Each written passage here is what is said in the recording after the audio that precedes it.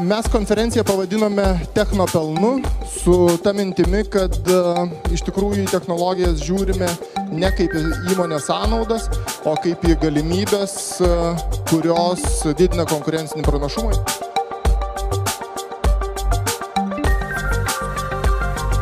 Konferencija, kuri nekalba apie technologijas arba vien tik tai apie verslą, bet kalba apie jų sintezę.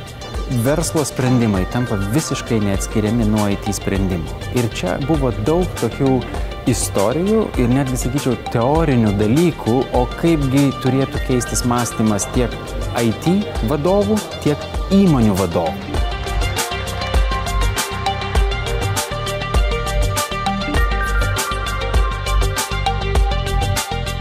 Kas nėra susidūręs visiškai su ES struktūrinių fondų parama, padaryti tokią įžangą, labai praktinę, kad jūs įsivaizduotumėt, kaip atrodo tas procesas, ką ten reikia padaryti, kiek tai gali užtrukti ir kaip tai iš principo veikia.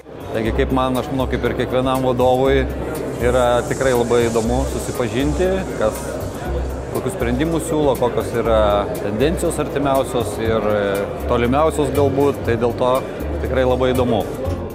Tai paradoksas yra toks, kad norint, kad ta IT veikla būtų efektyvi, tai jin turi būti valdoma kaip verslas. Ta prasme, reikia daugiau vadybinių įgūdžių, o ne technologinių įgūdžių.